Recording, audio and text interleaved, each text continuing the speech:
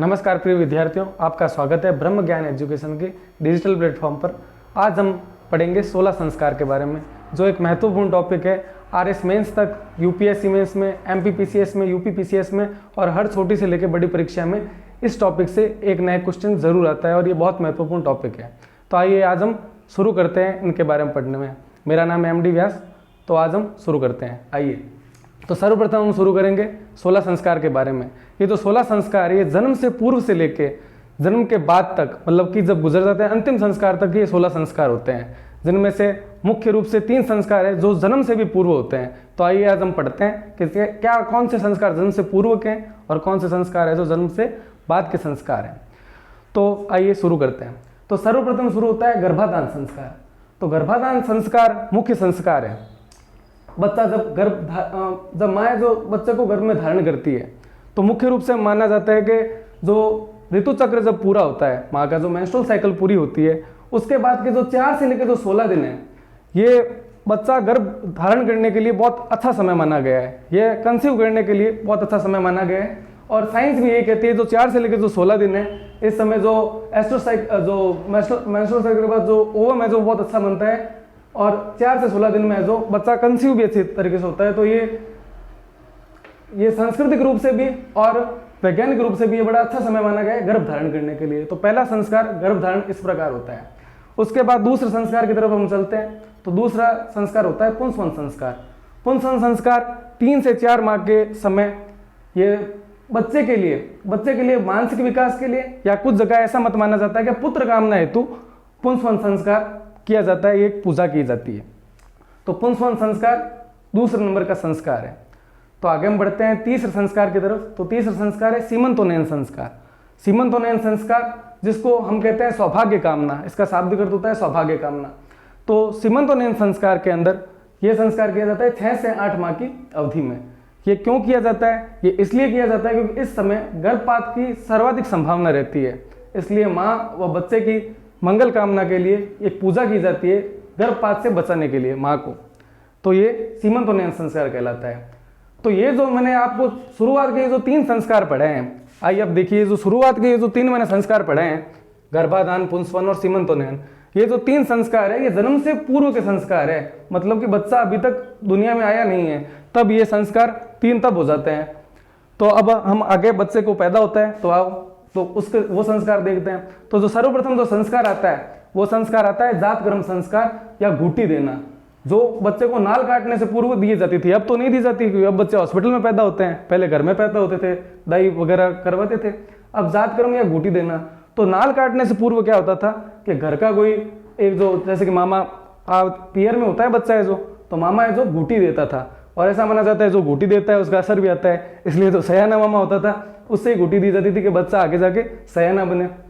तो इस प्रकार से ये 4 संस्कार है जो हो जाता है। और 5 संस्कार, जो 5 नंबर संस्कार, ये सबसे मुख्य संस्कार है, उम्र भर आदमी इससे ही व्यक्ति को जानता है, वो है नामकरण संस्कार। तो नामकरण संस्कार है जो जन्म से 11वें दिन बच्चे का नाम रखा जाता है।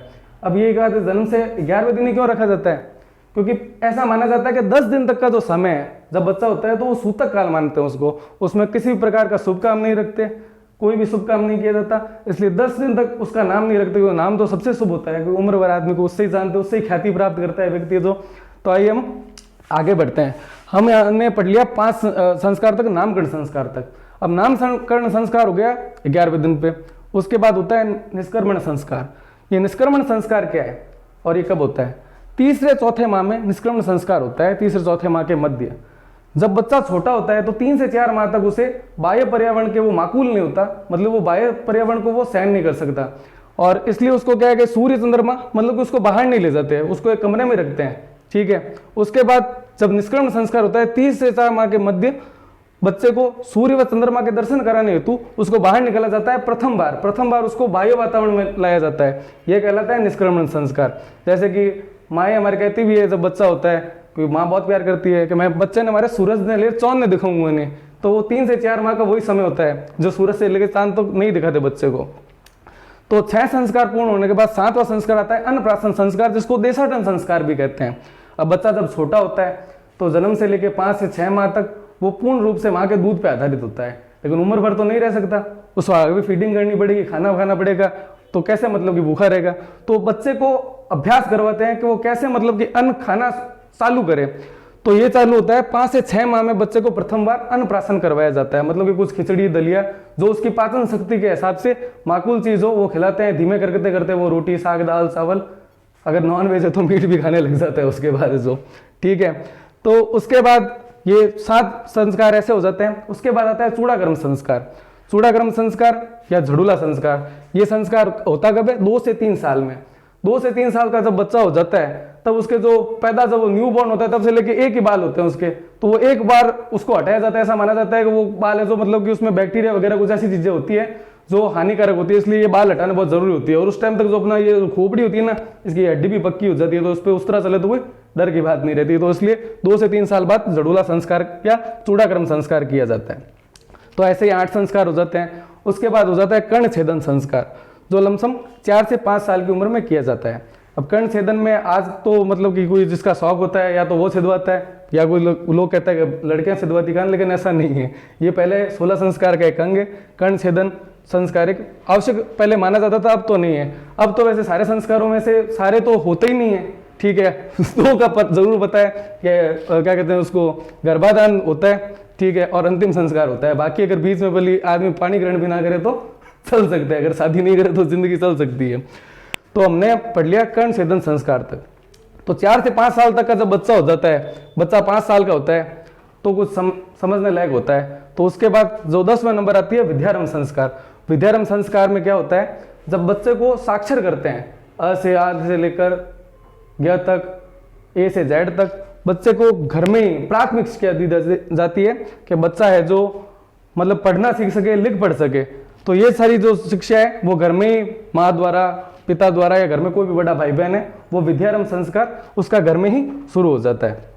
तो जब विद्यारंभ संस्कार शुरू हो जाता है, उसका बच्चा पढ़ने लिखने लग जाता है और थोड़ा बड़ा होता है, ठीक है, तब उसका होता है उपनयन संस्कार, जिसे हम कहते हैं यज्ञोपवीत संस्कार।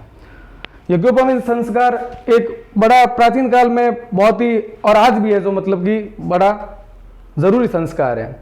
तो इस संस्कार का अर्थ क्या है? इस संस्कार का अर्थ यह है कि अब आप बड़े हो गए हो, आपका ब्रह्मचारी जीवन प्रारंभ हो गया है। ब्रह्मचारी जीवन प्रारंभ मतलब जैसे कि अभी आप पढ़ रहे हो तो आपका ये ब्रह्मचारी जीवन है कि आप जो मतलब कि जो युवा होने की जो शक्ति है, आप उसका फायदा उठाओ, उस समय पढ़ाई करो और आगे सफल हो। तो ये ब्रह्मचारी जीवन है जो ज्ञानार्जन करने का एक बहुत अच्छा समय है।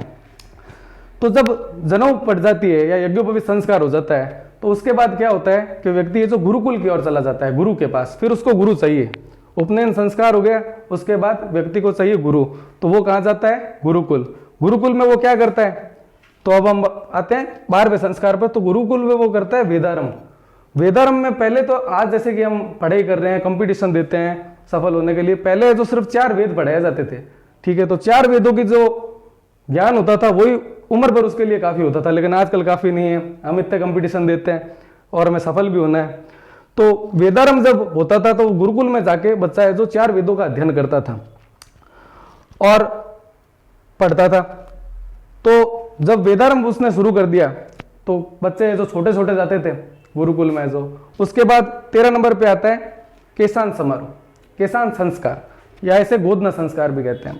केशांत संस्कार में ऐसा होता है कि जब बच्चे छोटे छोटे जाते थे तब युवा नहीं होते थे, ठीक है। घर से मतलब जब यज्ञोपवीत हो गए, वो यज्ञोपवीत संस्कार हो गए, घर से रवाना होते थे, तब उनको एकदम उनके बाल मुड़ के उनको भेज दिया जाता था। उसके बाद कभी उनकी कोई कटिंग वगैरह कोई ऐसे कुछ नहीं होता था।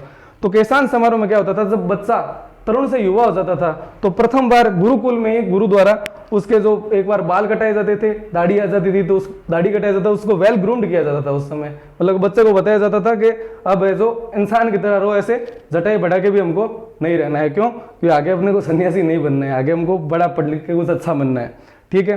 तो आगे हमने कर लिया यहाँ पे केशांत या गोदना संस्कार तक हमने यहाँ पे आप 13 संस्कार हमने पढ़ लिए हैं। तो जब आदमी बड़ा हो गया, उसको रियलाइज करा दिया, वेल ग्रूम्ड करा दिया, ठीक है। तो उसके बाद आता है 14 नंबर पे समावर्तन।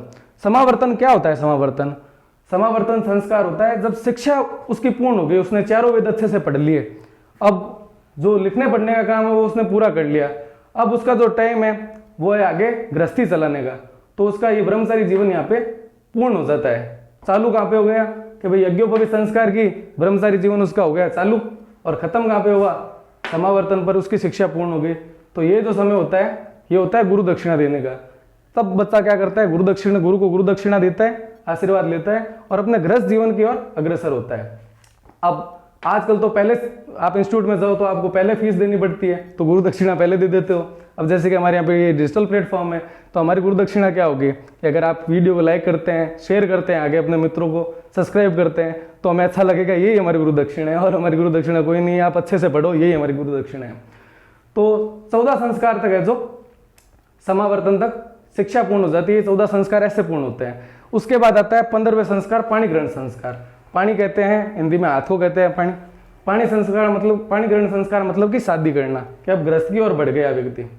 तो आज में गृहस्थी में उलझा रहता है, देख लो 15 संस्कार तक हम आगे, मतलब कि बाकी का शादी करने के बाद जो पूरा जीवन है आदमी का व्यक्तिगत कोई संस्कार नहीं होता। उसके बाद एक संस्कार रहता है 16 नंबर पे, वो है अंतिम संस्कार। ठीक है, हम कहते हैं ना कि शादी के बाद अब ठीक है, मतलब कि जो मजाक में कहते हैं, दोस्त कहते हैं कि भाई अभी भी मौका है, देख ले, शादी का गलत नहीं कहता है, भाग सकता है तो भाग जा, लेकिन ऐसा नहीं करना चाहिए। पाणी ग्रहण संस्कार के बाद जो अंतिम संस्कार होता है व्यक्ति का, ये ऐसे करके हमने 16 संस्कार के बारे में अध्ययन किया है। हमको ऐसे ही, जैसे कि अभी मैंने आपको पढ़ा है, ऐसे आपको इंटरेस्ट लेके इसको पढ़ना है। अगर पढ़ाई के हिसाब से, मतलब ऐसे फोर्स लेके नहीं पढ़ना है, और ये रटने की चीज़ नहीं है। इसलिए मैंने शुरुआत में आपको ये कराया और अच्छे से इसको डिफाइन किया है मेरे तरफ से, कि आप इसको समझ सके। और हम आगे भी आपको जो कला और साहित्य की जो संस्कार की जो चीज़ें हैं, जो आगे जो रीति रिवाज है, जो रूढ़ियाँ हैं, उनके बारे में आप नेक्स्ट वीडियो में मैं आपको ऐसे ही अवगत कराता रहूँगा, पढ़ाता रहूँगा। ठीक है, धन्यवाद।